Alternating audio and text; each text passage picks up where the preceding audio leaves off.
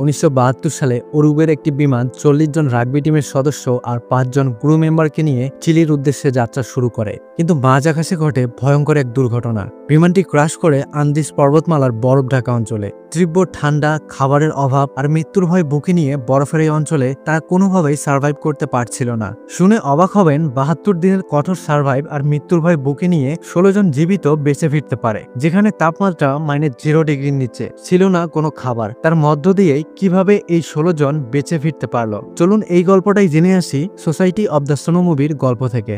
সময়টা 1972 সালের 12 October. উরুগুয়েতে old ক্রিস্টান নামের একটা রাগবি টিম ছিল। তারা 1968 ও 1970 সালে পরপর দুইবার ইন্টারন্যাশনাল চ্যাম্পিয়নশিপ টুর্নামেন্ট জিতেছিল। প্রতি বছর অক্টোবর মাসে তারা উরুগুয়ে থেকে চিলির স্যান দিয়েগো শহরে যেত সেখানকার দুইটা টিমের সাথে ম্যাচ খেলার জন্য।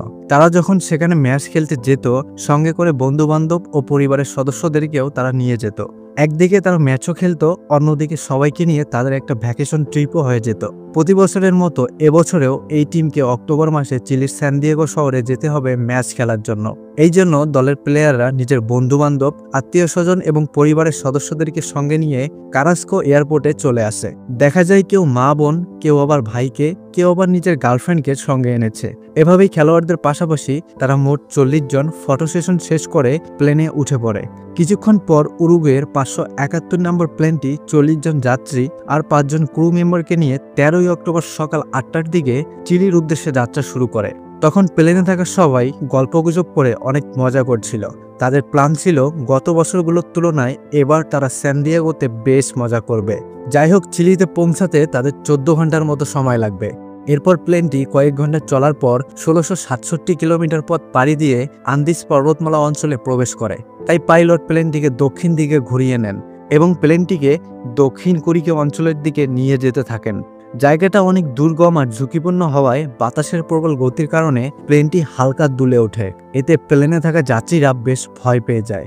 ততক্ষণে প্লেনটি কুরিকোর কাছাকাছি পৌঁছে গিয়েছিল, আর মাত্র 15 মিনিট পর তারা স্যান দিয়েগো এয়ারপোর্টে টেক অফ করবে। তাই যাত্রীদেরকে সিট বেল্ট বাঁধতে বলার পর প্লেনটির গতি বজায় রেখে সামনে আগানো হচ্ছিল, কিন্তু বাতাসের প্রবল চাপ আর ঘন কুয়াশার কারণে প্লেনটি নিয়ন্ত্রণ হারিয়ে নিচে নামতে শুরু করে। পাইলট কোনো মতে ইঞ্জিনের পাওয়ার বাড়িয়ে প্লেনটিকে নিয়ন্ত্রণে আনতে পারে, কিন্তু ততক্ষণে তাদের সামনে বরফে ঢাকা বিশাল এক পাহাড় দাঁড়িয়েছিল। আসলে পাইলটের ক্যালকুলেশনে একটু ভুল ছিল। সে ভেবেছিল তারা আন্দিজ পর্বতমালার কুরিকো অঞ্চল পার করে ফেলেছিল। ততক্ষণে প্লেনটি বিশাল এক পাহাড়ে আঘাত হানে, ফলে প্লেনের পিছনের অংশ ভেঙে গিয়ে সেখানেই কয়েকজন মারা যায়, আর সামনের অংশ পাহাড় থেকে সোজা নিচে পড়তে থাকে। প্রচণ্ড গতিতে চলা ভাঙা অংশটি বরফের মধ্যে থেমে যায়, ফলে ভিতরে থাকা যাত্রীরা এতটাই আঘাত পায় যে কয়েকজন সেখানেই মারা যায়, আর কেউ কেউ গুরুতরভাবে আহত হয়ে পড়ে। কিছুক্ষণ পর কয়েকজনের জ্ঞান ফিরলে তারা বাকিদেরকে উদ্ধার করতে শুরু করে। তারপর পাইলটের কাছে আসলে দেখতে পায় পাইলট বেশ গুরুতরভাবে আহত অবস্থায় পড়ে আছে, আর রেডিও নষ্ট হওয়ার কারণে তারা বাইরের কারোর সাথে যোগাযোগ করতে পারে না। পাইলট তখন বলছিল তারা কুরিকো পার করেছিল। এই কথা বলতে বলতে সেখানেই তিনি মারা যান। রাত নামার সাথে সাথে সেখানে ঠান্ডার পরিমাণ আর বাতাসের চাপ প্রচুর বেড়ে যায়। তাপমাত্রা -0 ডিগ্রিতে নেমে আসে। যাত্রীরা কোনো মতে প্লেনের ভাঙা অংশে সেই রাতটি কাটিয়ে দেয়। পরের দিন সূর্যের আলোতে তাদের ঘুম ভাঙে। বাইরে তাকালে দেখতে পায় চারপাশ বরফের পাহাড় দিয়ে ঘিরে আছে। তারা কোথায় আটকা পড়েছে সেটাও তারা জানে না। গত রাতের দুর্ঘটনায় 16 জন মারা যায়, আর 29 জন বেঁচে গেলেও অনেকে গুরুতরভাবে আহত হয়েছিল। তাই আহতদেরকে তারা প্লেনের বাইরে বের করে। সেই সাথে প্লেনে থাকা লাগেজ সহ ভারী জিনিসপত্র তারা বের করে, এবং সকল ব্যাগে থাকা খাবারগুলো তারা একটা সুটকেসে ভরে রাখে, এবং মৃত লাশগুলোকে প্লেন থেকে বের করে বাইরে রেখে দেয়। লাশগুলোকে বাইরে রাখার শেষে তারা বাইরে বসেই ভাগাভাগি করে সেই খাবার খাচ্ছিল। তখন তারা প্লেনের উড়ে যাওয়ার শব্দ শুনে সাহায্যের জন্য চিৎকার শুরু করে, কিন্তু এতে কোনো কাজ হয় না। এরপর রাত নামার সাথে সাথে ঠান্ডাও বেড়ে যায়। কোনো মতে এই রাতটাও তারা পার করে। তৃতীয় দিন নান্দোর জ্ঞান ফিরলে তাকে জানানো হয় তার মা মারা গিয়েছে। তার ছোট বোনও গুরুতর অবস্থায় আহত হয়ে পড়ে আছে। একথা শোনার পর নান্দো তার বোনকে জড়িয়ে ধরে। কি থেকে কি হয়ে গেল, ভাগ্য তাদেরকে কোথায় নিয়ে আসলো। সেদিন বিকেলবেলা তারা আবারও প্লেনের উড়ে যাওয়ার শব্দ শুনতে পায়। প্লেনটা কিছু দূর পাশ দিয়ে উড়ে গেলে তারা মনে করে প্লেনটি হয়তো তাদেরকে দেখেছে। তাই উদ্ধার হওয়ার আশায় সবাই নাচানাচি শুরু করে। এরপর প্লেনটি চলে গেলে তারা ভাবে হয়তো তাদেরকে উদ্ধার করতে প্লেনটি আবারও আসবে। এর কিছুক্ষণ পর তারা আবারও একটা প্লেনের শব্দ শুনতে পায়, কিন্তু এবার তারা প্লেনটিকে আর দেখতে পায় না। এতে তারা বুঝে নেয় তাদেরকে উদ্ধারের কাজ শুরু হয়েছে। প্লেনটি হয়তো কয়েকজনে বিভক্ত হয়ে তাদেরকে খুঁজছে। তাই সবাই মিলে সিদ্ধান্ত নেয় রেস্কিউ টিম না আসা পর্যন্ত তারা অপেক্ষা করবে। কিন্তু সব থেকে বড় সমস্যা ছিল তাদের কাছে কোনো খাবার ছিল না। এই ভয়ঙ্কর পরিবেশে খাবার ছাড়া তারা বেশি দিন বাঁচতে পারবে না। তাই সবাই মিলে সিদ্ধান্ত নেয় তারা সাহায্যের জন্য প্লেনের পিছনের অংশটা খুঁজে রেডিওটি অন করবে। পরের দিন সকাল হতেই 4 জন প্লেনের ভাঙা অংশ খুঁজতে বেরিয়ে পড়ে।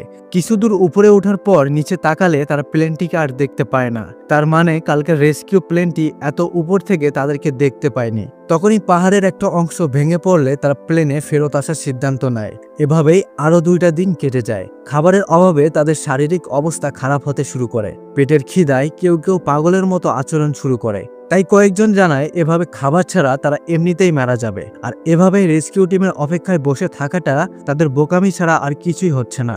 তাই মৃত যে লাশগুলো পড়ে আছে তার মাংস খেয়ে তারা ক্ষুধার জ্বালা মেটাবে। বাঁচতে হলে এটা করা ছাড়া তাদের হাতে আর কোনো অপশন নেই। সবাই তখন এটা করতে রাজি হলেও তাদের ক্যাপ্টেন মার্সেলো আর নুমা এটার বিরুদ্ধে ছিল। তারা না খেয়ে মরবে, তবুও মানুষের মাংস খাবে না। অনেকে তখনও খিদার জ্বালায় সিগারেট চিবিয়ে খেতে শুরু করে। অনেকের কালো পেশাব বের হচ্ছিল। অনেকের শারীরিক অবস্থার সাথে সাথে মানসিকভাবে ভেঙে পড়তে শুরু করে। এভাবে 8 দিনের মাথায় খাবারের অভাব আর অসুস্থতার কারণে নান্দরবন মারা যায়। নান্দরবনের এমন মৃত্যুতে সবাই অনেকটা ভয় আর আতঙ্কে পড়ে যায়। তখন নান্দ সবাইকে জানায় এখানে থেকে তার বোনের মতো সে মরতে চায় না। নিজেকে বাঁচিয়ে রাখতে সে এখানে থাকবে না। সেই রাতেই সেখানে প্রবল ঝড় শুরু হয়। একজনের অবস্থা অনেকটা বেগতিক হয়ে পড়ে। মৃত্যুর কিনারায় দাঁড়িয়ে থাকা লোকটি চিৎকার করে সৃষ্টিকর্তার কাছে জীবন ভিক্ষার আর্তনাদ শুরু করে। যাই হোক, কোনো রকমে সেই রাতটা কাটিয়ে পরের দিন সকালে সবাই সিদ্ধান্ত নেয় নিজেকে বাঁচিয়ে রাখার জন্য মৃত লোকদের মাংস তাদেরকে খেতে হবে। তাই কয়েকজন মিলে মৃত লাশগুলোর মাংস কাটতে শুরু করে। আর এক এক করে প্রায় সবাই মাংস খাওয়ার জন্য প্লেন থেকে বেরিয়ে পড়ে। কিন্তু নুমা আর মার্সেলো মৃত সেই লোকগুলোর মাংস খেতে রাজি হয় না। বাকিরা সেই মাংস খেয়ে কোনো রকমে খিদার জ্বালা মিটিয়ে নেয়। তারপর বরফের নিচে পড়ে থাকা একটি ব্যাগ তারা খুঁজে পায়। ব্যাগের ভিতরে ছোট্ট একটা রেডিও দেখতে পেয়ে সেটিকে তারা ঠিক করে এবং পরিত্যক্ত তার এবং প্লেনের ভাঙা লোহার সাহায্যে অ্যান্টেনা বানিয়ে খবর জানার চেষ্টা করে। বেশ কিছুক্ষণ চেষ্টা করার পরে রেডিওটি ঠিক হলে খবরে তারা জানতে পারে ক্র্যাশ হওয়া উরুগুয়েন প্লেনটিকে আন্দিজের পাহাড়ি এলাকায় 10 দিন যাবৎ খোঁজা হয়েছে। উরুগুয়ে, চিলি ও আর্জেন্টাইন 16টি প্লেন মিলে তাদের উদ্ধার অভিযান চালিয়েছিল। শেষমেশ উদ্ধারে ব্যর্থ হওয়ায় আগামী বছর বরফ কমে গেলে পুনরায় উদ্ধার অভিযান শুরু হবে। এ খবর জানার পর সবাই পাগল হয়ে পড়ে, কেননা পৃথিবী তাদেরকে মৃত্যুর মুখে ছেড়ে দিয়েছে। তাই মার্সেলো নিজের ভুলটা বুঝতে পারে। তাদের রেস্কিউ টিমের অপেক্ষায় বসে থাকাটা ঠিক হয়নি। তাই শেষমেশ সেও মাংস খেয়ে নেয়। কিন্তু নুমা এত কিছু পরেও সেই মাংস মুখে নেয় না। তারপর 16 দিনের মাথায় নুমা, গাস্তাবো এবং ম্যানস্পন্স মিলে প্লেনের পিছনের অংশ খুঁজতে বেরিয়ে পড়ে। কয়েক ঘন্টা চলার পর তারা সেখানের এক জায়গায় 5 জনের লাশ পড়ে থাকতে দেখে। প্লেন ক্র্যাশ হওয়ার সময় যারা মিসিং ছিল সেই লাশগুলো তাদেরই ছিল। এরপর তারা আবারও সামনে আগানো শুরু করে। অনেক কষ্টে বরফের পথ পাড়ি দিয়ে কিছুদূর উপরে ওঠার পর সন্ধ্যা নেমে আসে। তাই অন্ধকারে না হেঁটে তারা সেখানে রাত কাটানোর সিদ্ধান্ত নেয়। তীব্র ঠান্ডা আর বাতাসের মধ্য দিয়ে কোনো রকমে সেই রাত তারা পার করে। পরের দিন সকালে পিছনের ভাঙ্গা অংশে না গিয়ে তারা প্লেনে ফিরে আসে। আসলে গতকালের ঠান্ডা আর বাতাসের কারণে তারা 3 জনই বেশ অসুস্থ হয়ে পড়েছিল। এরপর প্লেনে বসে তারা গল্পগুজব করে একে অপরকে শায়রি শোনাচ্ছিল। এই দিনটা তারা হাসি খুশি ভাবেই কাটাচ্ছিল। ঠিক তখনই বরফের ঝড় শুরু হলে তারা সবাই সেই ঝড়ের কবলে পড়ে যায়। বরফের মধ্যে পুরো প্লেনটি ঢেকে যায়। অনেকেই সেই বরফের ভিতরে আটকে পড়েছিল। তাদের সবার শ্বাস নিতে কষ্ট হচ্ছিল। যারা বাইরে ছিল তারা কোনো মতে এক এক করে সবাইকে টেনে টুনে বাইরে বের করে। ঠিক তখন ঝড়ের কারণে পুনরায় তারা বরফে আটকা পড়ে। এই ঝড়ের কারণে এবার 8 জন সেখানেই মারা যায়, যার মধ্যে তাদের ক্যাপ্টেন মার্সেলো ছিল। এরপর প্রিয়জনদের সব বুকে নিয়ে তারা লাশগুলোর সাথে আরও একটি রাত কাটিয়ে দেয়। 18 দিনের মাথায় খিদার জ্বালা সহ্য করতে না পেরে তারা এবার প্রিয়জনদের লাশ কেটে তাদের মাংস খেয়ে নেয়। কিন্তু নুমা তা সহ্য করতে না পেরে সেখান থেকে বের হওয়ার চেষ্টা করে এবং তাড়াহুড়ো করে পা দিয়ে প্লেনের জানালা ভাঙার চেষ্টা করলে তার পা অনেক বাজেভাবে কেটে যায়। তারপরেও সে অনেকক্ষণ যাবৎ চেষ্টা করে প্লেনের উপর থেকে বরফ সরালে সূর্যের আলো তারা দেখতে পায়। তারপর এক এক করে বরফের নিচে আটকে পড়া সবাই সেখান থেকে বাইরে বের হয়। বাইরে বের হয়ে তারা জামা কাপড় খুলে মজা করতে থাকে। তারা মনে করছিল সৃষ্টিকর্তার পক্ষ থেকে এবারের মতো তারা জীবন ভিক্ষা পেয়েছে। তারপর তারা সবাই মিলে প্ল্যানিং করে তাদের মধ্য থেকে 4 জন এখান থেকে বের হওয়ার রাস্তা খুঁজবে। যেহেতু এই সপ্তাহে অনেক ঝড় আর তুষারপাত হয়েছে, তাই 2 সপ্তাহ বাদ 15 নভেম্বর তারা সাহায্যের জন্য বের হবে। এরপর 2 সপ্তাহ কেটে গেলে 34 দিনের মাথায় তাদের আরও 2 জন সাথী মারা যায় আর 4 জন মিলে রাস্তা খোঁজার উদ্দেশ্যে বেরিয়ে পড়ে। তারা 2 দিন চলার পর 36 দিনের মাথায় আর্জেন্টাইন পূর্ব দিকের অঞ্চলে প্রবেশ করে। চারদিকে যতদূর চোখ যায় ততদূর শুধু পাহাড় দাঁড়িয়েছিল। এভাবেই বেশ কিছু দূর চলার পর নুমা নিয়ন্ত্রণ হারিয়ে নিচে পড়ে যায়।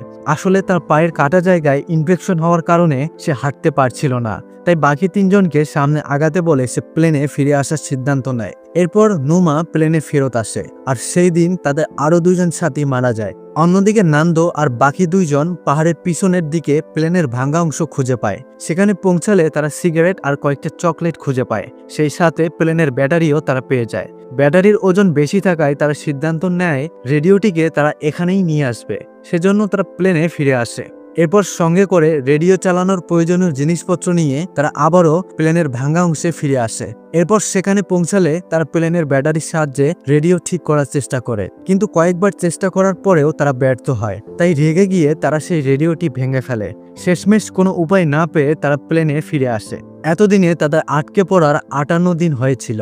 এত কিছুর মধ্য দিয়েও যারা জীবিত ছিল তারা বেঁচে থাকার আশা তখনও হারায়নি। এরই মধ্যে টিনটিন সবার ছবি তুলতে শুরু করে। দেখে মনে হচ্ছিল তারা হয়তো ঘুরতে এসেছে, কিন্তু এই ছবিগুলো কারা দেখবে? তারা না তাদের পরিবার, যারা হয়তো এখনো তাদের জন্যই কাঁদছে। আর এই ছবি দেখার পর তারা বুঝতে পারবে এত কিছু ঘটে যাওয়ার পরেও আমরা মৃত্যুকে হাসি মুখে মেনে নিয়েছিলাম। এরপর নুমার অবস্থা অনেক খারাপ হয়ে পড়ে। ইনফেকশনের প্রভাবে তার পুরো শরীর দুর্বল হয়ে পড়ে। খাবারের অভাব আর ব্যথার যন্ত্রণায় নুমা বুঝতে পারে সে হয়তো আর বেশি দিন বাঁচবে না। তাই নান্দোকে বলে, প্রিয় বন্ধু, আমি জানি আমি বাঁচব না। আমি তোমাদেরকে পারমিশন দিলাম, আমি মারা গেলে তোমরা আমার মাংস খেয়ে নিবে। আমি খুশি হব আমার কারণে তোমরা আরো কয়েকদিন সার্ভাইভ করতে পারবে।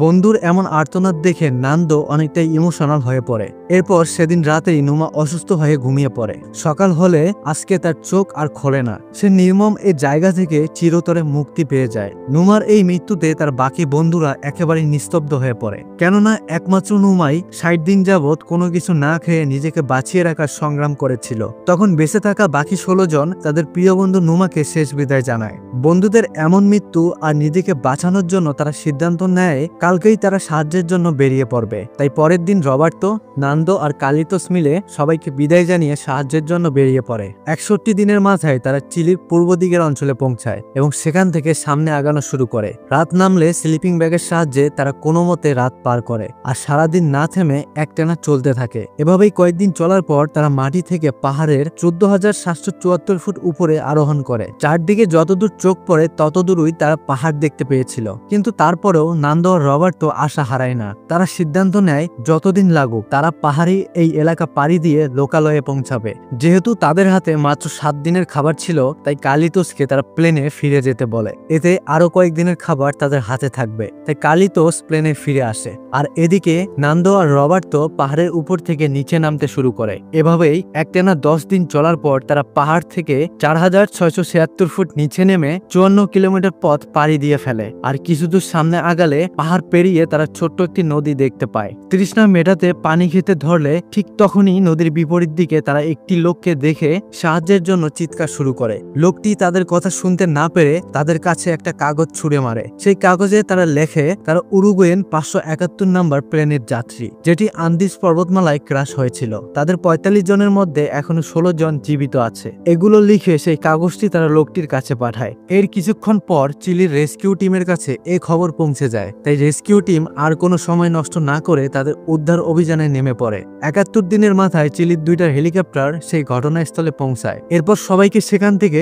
উদ্ধার করা হয়। আর 22 ডিসেম্বর অর্থাৎ 72 দিনের মাথায় তাদের 16 জনকে জীবিত উদ্ধার করে নিয়ে আসা হয়। এটাই ছিল 1972 সালের আন্দিজ পর্বতমালায় ঘটে যাওয়া হৃদয় বিদারক এক ঘটনা। সংগ্রাম আর মৃত্যুর ভয় বুকে আগলে রেখে বেঁচে ফেরার এক করুণ গল্প। গল্পটি হৃদয় বিদারক ঘটনার পাশাপাশি আমাদেরকে শিখিয়েছে মৃত্যুর ভয় বুকে নিয়েও কিভাবে খারাপ পরিস্থিতিতে নিজেকে বাঁচিয়ে রাখা যায়। গল্পটা আপনাদের কেমন লেগেছে সেটা অবশ্যই কমেন্টে জানাবেন। আর এমনই সব গল্প পেতে চ্যানেলটি সাবস্ক্রাইব করে নেবেন। দেখা হচ্ছে খুব তাড়াতাড়ি অন্য কোনো মুভির এক্সপ্লেনেশন ভিডিও নিয়ে।